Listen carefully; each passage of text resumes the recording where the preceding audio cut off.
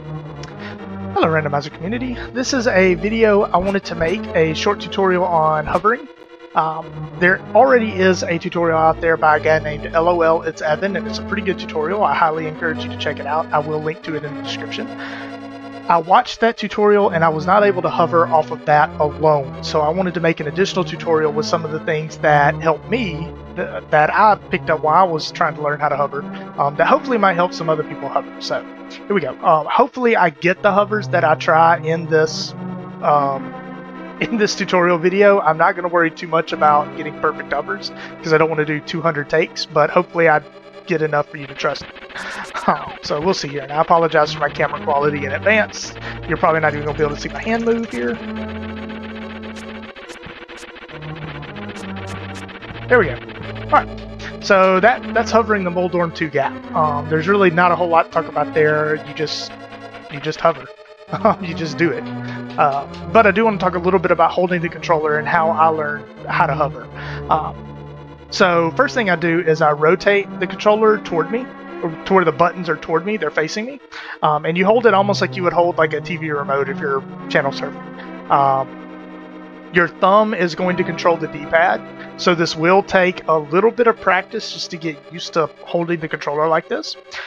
Your fingers, you're going to put a small space in between your fingers, and you're going to drag them over the A button. So I get 1, 2, 1, 2. Except for you, I don't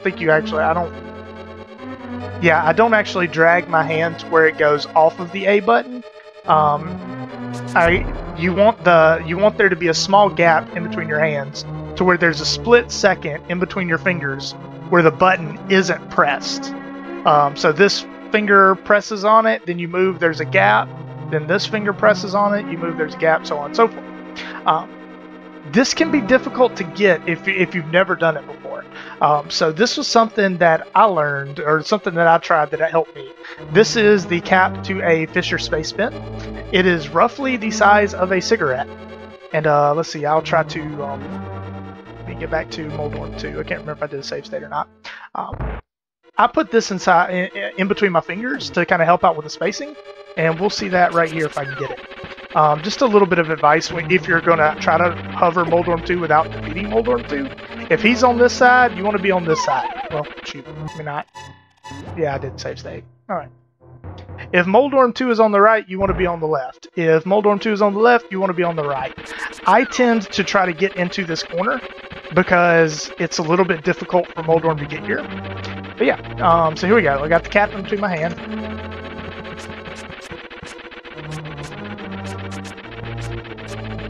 And there we go.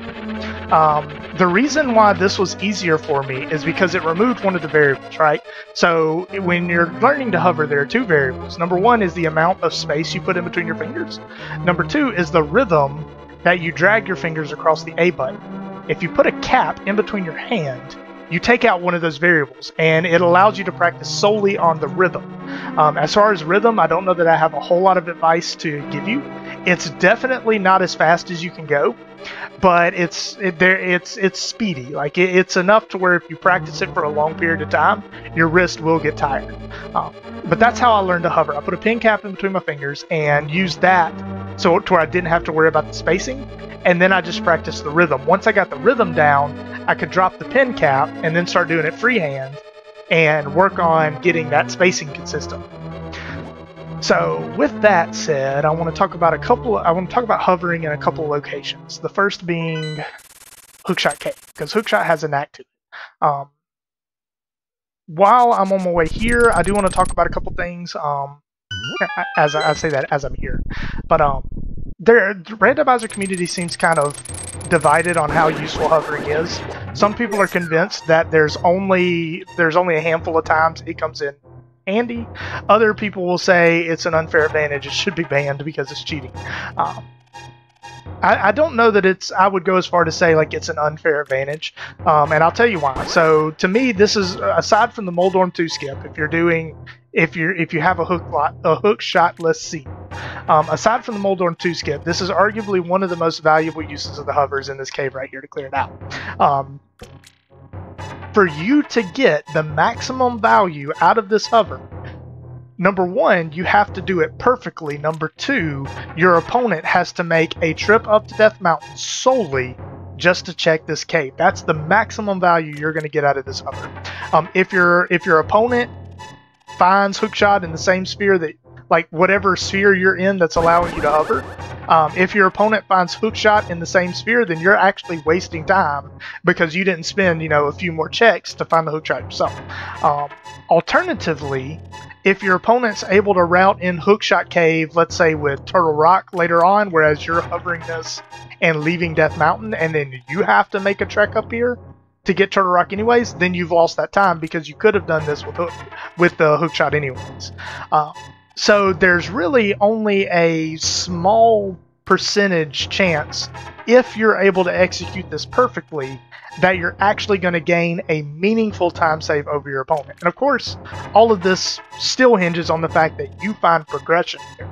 You're not just finding bombs and rupees. So that being said, there are many more valuable tricks that you can learn, or I'm not even gonna say tricks, but routing. Like for example, I can hover, but I can't do Spooky Glitch, which is ridiculous. I need to learn Spooky Glitch, and I really should be practicing that instead of hovering. But this is just what has my interest right now, and I tend to focus better when I'm working on something I'm interested in. So that's how I work. So this hover, I'm going to try to hover. I will say one thing that can help me sometimes, particularly if I'm hovering up. So if you're hovering down, your thumb's not doing a whole lot here because you're hitting the directions closest to the thumb. If you have to hover upward, you're doing this awkward reach over with the D-pad, and it affects the way you hold the controller and can make hovering difficult, or at least it does for me. So in this case, I'm gonna try to hover over here, and we're just gonna see if I get this. I'm not afraid to use hookshot if I have to. Alright, got it.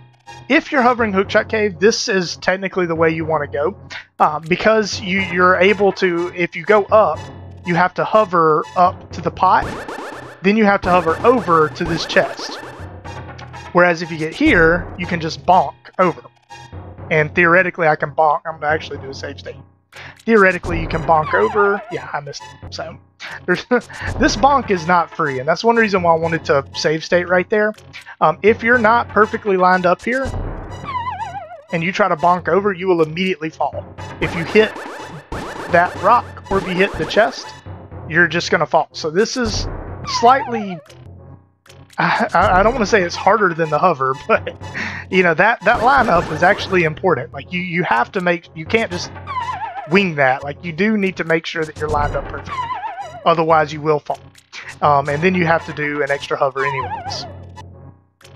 Don't know why I can't. Yeah.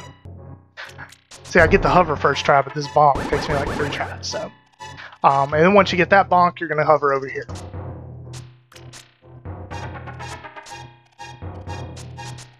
This is actually a really good batting average for freaking hovering right now. I wish I could do this in my races. So, that's typically the way you want to hover the Hookshot Cave. This bonk is worth practicing. Honestly, I'm not even kidding. Like almost as much as if you plan on hovering Hookshot Cave, that bonk is worth practicing almost as much as the hover itself. Yeah, that bonk is worth practicing almost as much as the hover is. Alright, so one other thing I wanted to talk about was just some other places that this could be useful.